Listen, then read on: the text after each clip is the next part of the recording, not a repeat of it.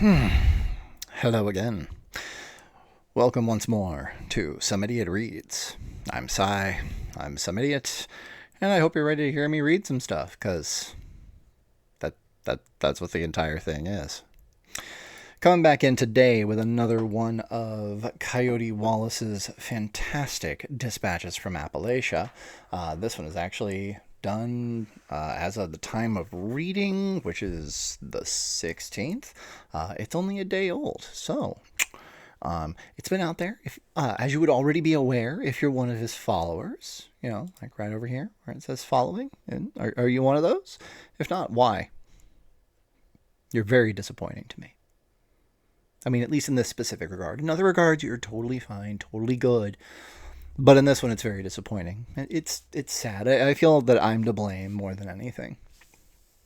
So please, stop making me look bad.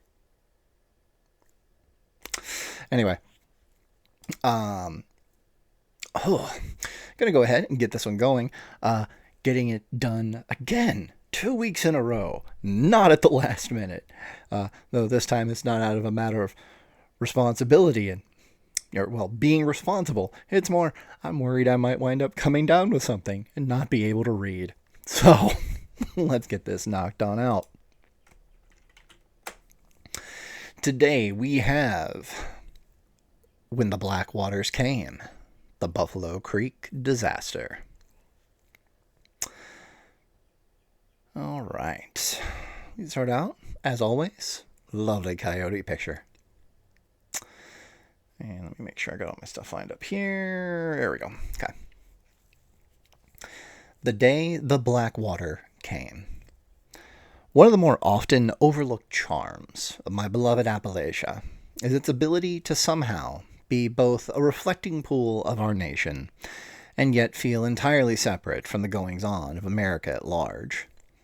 While the whole world seems newly inflamed each day by a fresh display of political or economic stupidity, the likes of which none of us truly believed we would ever see in our lifetimes, tempers rarely seem tweaked by Washington's doings in our mountains. There are much more important matters to be tended to in the day-to-day life of your average Appalachian.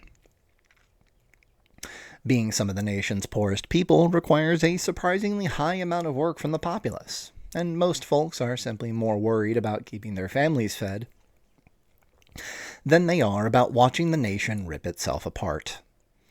Beyond our mountains, in the provinces of politicians and the wealth-bloated oligarchs who own them, the American Constitution is trampled daily.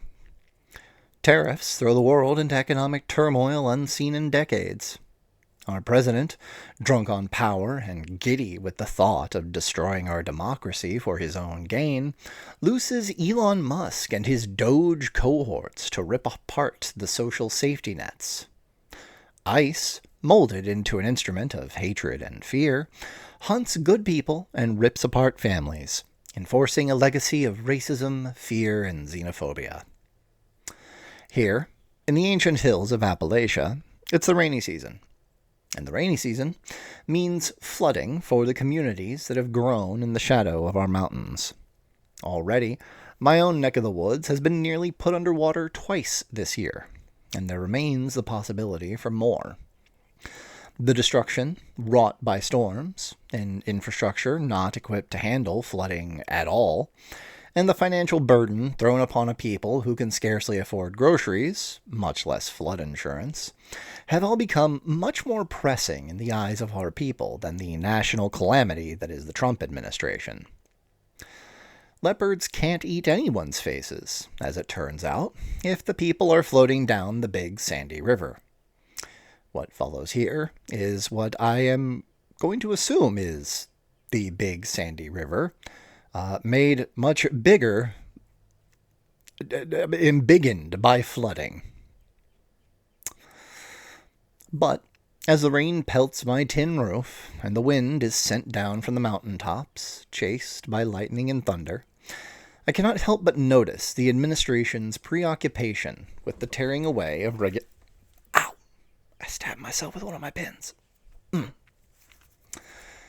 I cannot help but notice the administration's preoccupation with the tearing away of regulations and their defunding of the organizations once created to keep the coal barons' greed in check. Trump has promised to reinvigorate the coal industry by removing many of the regulatory measures designed to protect the people of Appalachia from the befouling of our water and the destruction of our public lands.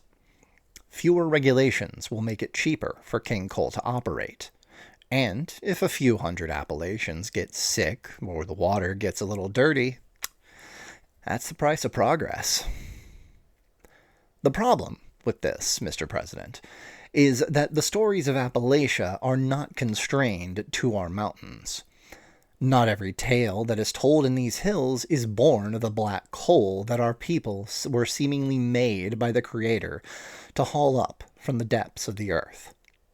While you contemplate whether or not coal might be used to fuel American AI centers, I remember a story that is in the muddy water that roars down off the mountain when the sky gets dark and the rain gets fierce with its heaviness. The water speaks names, Mr. President. Names that you should know when you start stripping away protections and trying to court back a king that is far more clever than yourself and has never been knocked from his throne. These are names of great importance, Mr. President. Names like Saunders, Pardee, Lorado, Craneco, Loondale, Kreitz, Stow, Latrobe, Robinette, Amherstdale, Becco, Franco, Brayholm, Acoville, Crown, and Kistler. And as a side note, my sincerest apologies if I pronounced any of those wrong. I am almost certain I did. These are the names lost between a 30-foot-high wall of water that was as black as the devil's heart. My name is Coyote Wallace. This is the Dispatches from Appalachia, and today I shall tell you about greed, political corruption, the price paid by innocent people, and the day a sea of tainted water spilled out of Buffalo Creek, West Virginia, to bring death and ruin to the people of Appalachia. The shame of Buffalo Creek. What follows is a picture captioned, Buffalo Creek, West Virginia, today. Located in historic Logan, West Virginia, Buffalo Creek is not unlike many small rural towns nestled in our hills. The small, unincorporated collection of hollows and twisting roads belies the dark history that once washed across its lands. A mere 6 miles from Huntington, Buffalo Creek has steadily been losing its residents as the years march by and the coal boom further recedes. Poverty, lack of opportunity, and few incentives to bring in new people have all contributed to this dwindling population. There's little left behind these days to stand as a reminder of the riches once made for the coal barons, and the countless hours worked by the West Virginia miners to feed their families. But on February 26, 1972, the population of Buffalo Creek and its neighboring communities was nearly 5,000 people. Many of them were the families of miners who worked for the Pitts & Coal Company. As a quick note, this coming from me, not in Coyote's article, bear in mind, just doing the math very quickly here in my head, 1972 was only 50 years ago. That is, for myself, about 10 years before I was born. Now, while that is not an insignificant amount of time, to be sure, I want to put that into a little bit of context because, 25 years ago was the turn of the millennium. This is twice that. Not that far off. The Pitts & Coal Company would have been hard-pressed to find finer workers, at least when it came to hauling up coal, than those found in West Virginia. There is a friendly, mostly, competition between the miners of Kentucky and West Virginia as to which of the two states produces the best coal men, and mining is as much a part of our culture as moonshine and horse racing. Yet, It was not culture that kept those families in their modest houses or put food on their tables, but the promising paychecks brought home by those miners. Many lived directly in Buffalo Creek or commuted from the smattering of small, almost quaint villages that dotted the neighboring landscape. What follows is a picture I'm guessing is a sort of company badge of the Pits and Coal Group. I'm going to assume, may they rot in hell. No, there weren't nearly as many fine homes as there were in places like Charleston or nearby Huntington. These were working-class people. Their collars were blue, their boots dirty after work, and their lives played out as hundreds of thousands of miners' lives had before them. The ambitions of these people, their dreams, the very fabric of their hopes for tomorrow, were inexorably tied to the Pits and Coal Company. The Pits and Coal Company, based out of McClure, Virginia, often found itself competing against many of the larger and more robust arms of King Coal's empire. What they may have lacked in scope, however, they made up for in determination and focus. The crown jewel of their operation in Buffalo Creek was the construction of not one, but 3 of the largest impoundment dams Appalachia had ever seen. An impoundment dam is a structure, like a traditional dam or weir, that raises the water level of a body of water. This creates a reservoir, or impoundment, for various purposes. They can be used to generate electricity or store water in preparation for drought or dry seasons.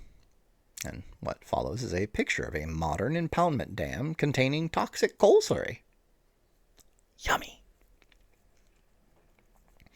The Pits and Coal Company, in defiance of all goodness, foresight, or humanity, used all 3 of their dams to store and quote-unquote dispose of coal runoff and wastewater, typically known as slurry to those of us in the mountains. Coal slurry is a byproduct of the preparation plants where coal is cleaned and made ready for processing. The water, if you can still call it that, contains both chemicals from the cleaning process and coal particles themselves. This mixture is often noxious and highly poisonous to most wildlife. Slurry looks like the sort of black pitch that would stain the riverbanks of hell itself, and the Pitts and Company had managed to store 132 million U.S. gallons of the stuff in the blocked-off waters of Buffalo Creek. What follows is a picture of coal slurry taken from a stream in West Virginia. It looks like the world's most disgusting frappe. Before the day was done, the black tides of death would wash 125 souls from the face of the earth. The dark waters will flow. What follows is a picture of Lundale following Buffalo Creek Dam collapse. That is horrifying. At roughly 5 o'clock in the morning, Steve Thompson, a resident of nearby Amherstdale, whose account you may read here, was awakened by the sound of his cousin pounding on his door. Bleary-eyed, Steve rose from his bed and, at first, believed his cousin to once more be under the influence of corn liquor. Yet, when he opened his door and saw the state of his erstwhile relative, he knew it was not spirits that had a hold of the man, but the sort of fear usually reserved only for the Almighty. Steve's cousin informed him he had just watched a cow being swept down the creek, and that the creek itself had rapidly overtaken the road. Young and curious, but doubtful of the veracity of his cousin's claims, Steve set out to see for himself. When he reached the bottom of the hill on which his house sat, he found that the road was completely overtaken by water as black as motor oil. And as he watched the flood sweep over the land, he saw not just one cow, as his cousin had, but several. The dams, holding back millions of gallons of polluted water and toxic chemicals, had systematically collapsed in the dead of night. Steve Thompson did not know it yet, but he and his family were among the lucky ones. There were no warnings. There were no sirens, no calls for activation.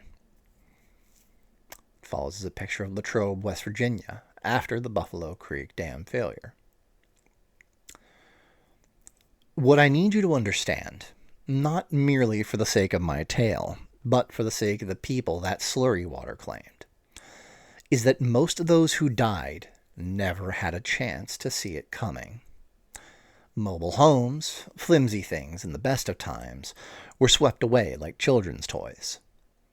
Old houses that had stood since before the first bullets were fired on Blair Mountain were smashed to bits.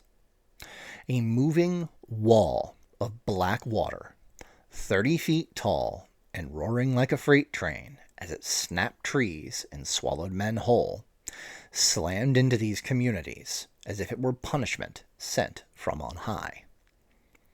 This river of poison stung the eyes, burned the nose and skin, and left the dead covered in thick sludge that had to be wiped from their faces before they could be properly identified. What follows is a newspaper clipping titled, "West Virginia Flood Toll at 60 with Hundreds Lost. Bodies found in river 24 miles away after water behind coal waste pile rushes down over 14 communities." Rescue efforts began almost at once, and it goes without saying that these small mountain communities pull together in times of hardship like few other places in the world. Of the 5,000 people who lived in the area, 4,000 had been rendered homeless, and over 1,436 were injured. 125 were either missing or dead, many of them children and the elderly, who had not been able to resist the sudden onset of foul water that came for them in the dead of that cold February night. The cries of desperation, anguish, and torment echoed off the mountains long after the Icarus tide had receded, and the light of day had revealed the price of the pits and coal company's folly. The narrow valleys through which the water had surged only intensified its strength, and made the devastation left in its wake even greater than it might otherwise have been. Justice for the people of these communities, and all those who had died because of the failure of those dams, would not be easily attained. As it turned out, the only thing harder than mining coal in West Virginia was making King Coal pay for a damn thing. Finding justice in the muck. What follows is a picture of a displaced family following the Buffalo Creek disaster. Immediately following the Buffalo Creek disaster, the American people wanted answers that could explain away the tragedy.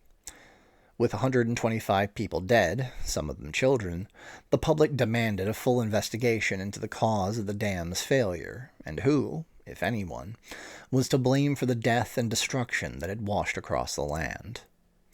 If there were hard questions to be asked, that needed to be asked, there were hard questions that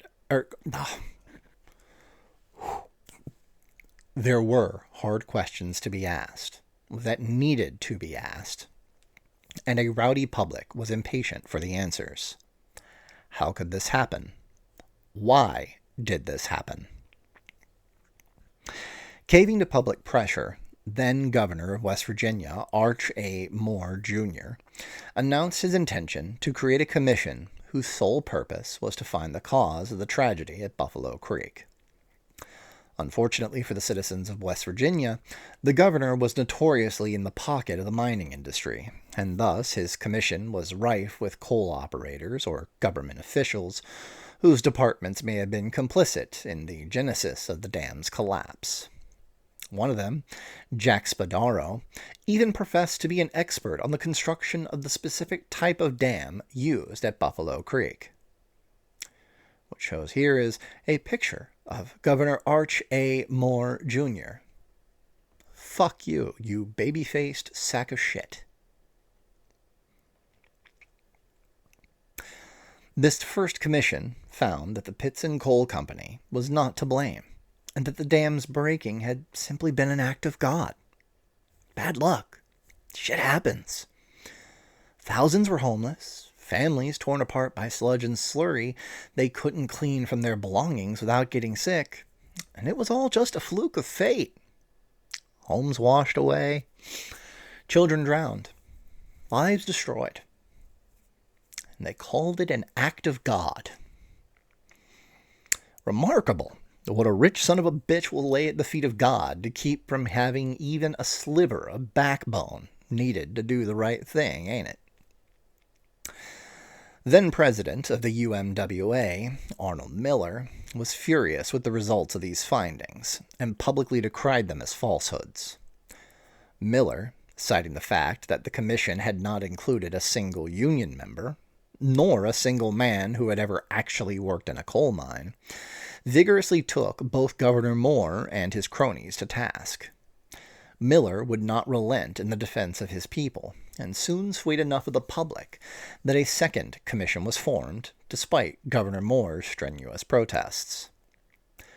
This second commission, known as the Citizens Commission, concluded that there was ample evidence the Pittston Coal Company was responsible for the murder of 125 West Virginia citizens. Additionally, the chairman of the Citizens Commission, Norman Williams, who had only recently been appointed as head of the West Virginia Department of Natural Resources, called for legislation banning strip mining, given the almost habitual neglect of the standards he had seen. What follows is a truck attempting to make its way through the coal slurry waters at Buffalo Creek.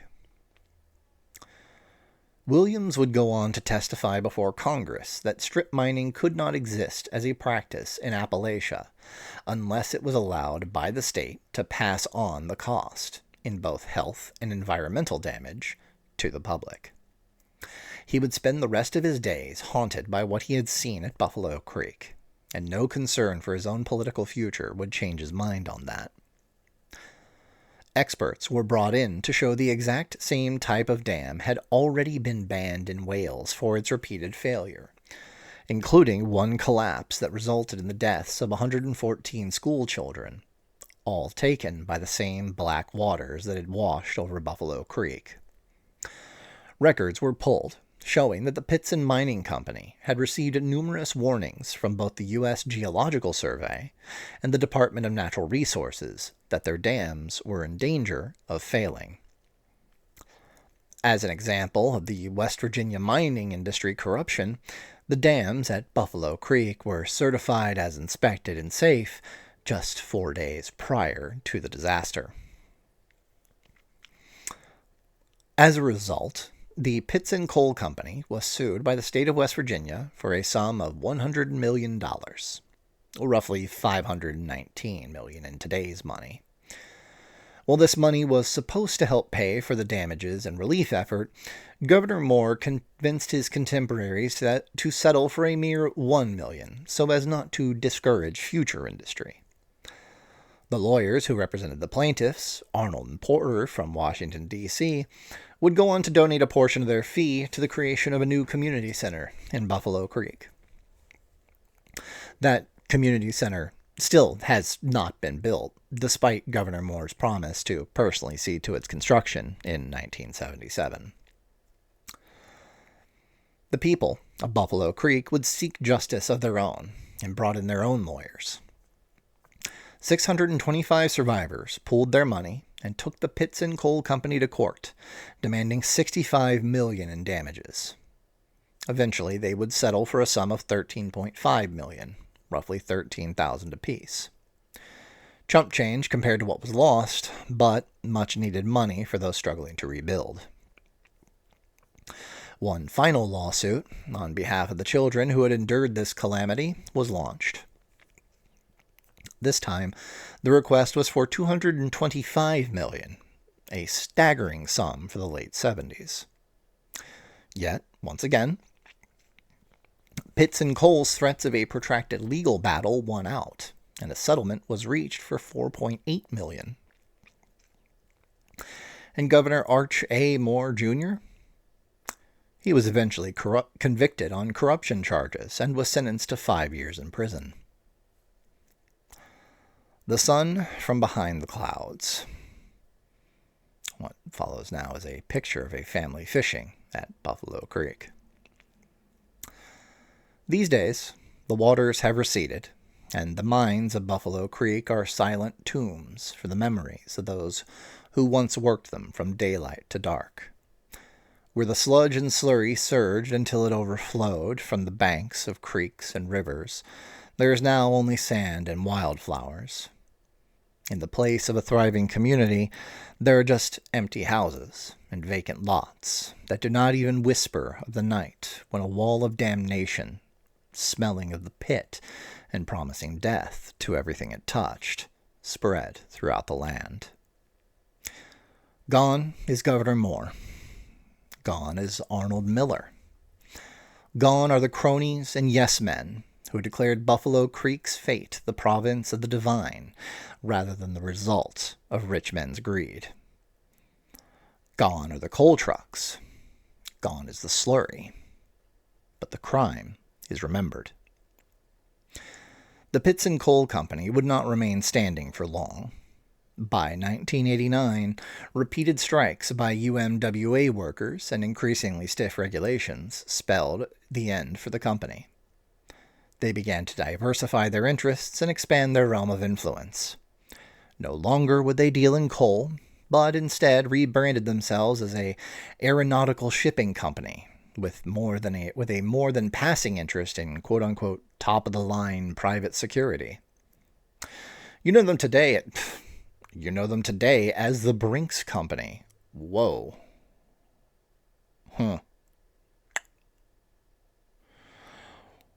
While our president may believe that he is quote-unquote making America great again by repealing the standards and regulations born from disasters like Buffalo Creek, I can assure you that he is not.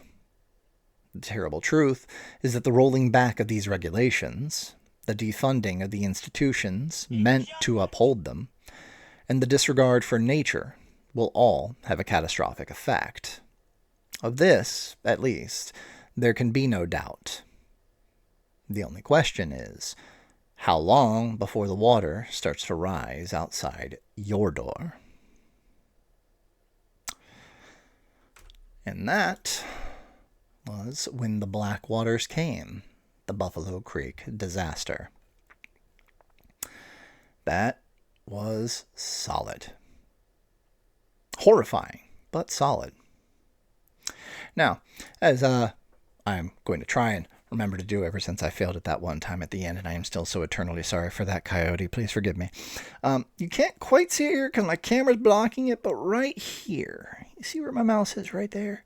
Hovering over that, right behind my camera, there's a little clappy hand. Give it a clap. Give it a clap. Increase its visibility. I do encourage you, please, go read the article yourself. Go back through it. Give it some love. Give it some algorithmic showing. Make sure you also follow Coyote. Do that as well. And then, all the way on down here. Where are we at? Where are we at? Got right down here. You also can give the clap down there. That sounded bad. I should not use words. You can also give the article a clap, not give the article the clap, by clicking on right down there. And then also right here, this little black circle with a hand holding up a heart, that lets you go give a tip. Only do so if you can without actually harming yourself, but I want to encourage, please go try and give the guy some love. In the form of money, because, hey, unfortunately, while artists would love to do art for free, bills need paid, and homie does art with words. So, show it over to him. Give him a tip. Give him the clap. No, don't give him the clap. God, please do not give Coyote an STD. Or STI, or whatever the appropriate term is now. Do not do that. Give his article a clap. Give him a tip. Not the tip. A tip. And, yeah. Follow his Medium page. And, Oh, go forth and go buy his book, American Mystic, The Life, Death, and Rebirth of Jimmy Wonderful, available from Nightmare Press. I will have a link in the description, as I consistently do. You can get it on Amazon. It is fantastic. Go do that. Buy it. All right, I think I'm done with my shilling for right now, and I'm going to go ahead and stop talking before I say anything else even worse. I hope you guys have a wonderful day. Try and keep your head up. I love you guys. Deuces.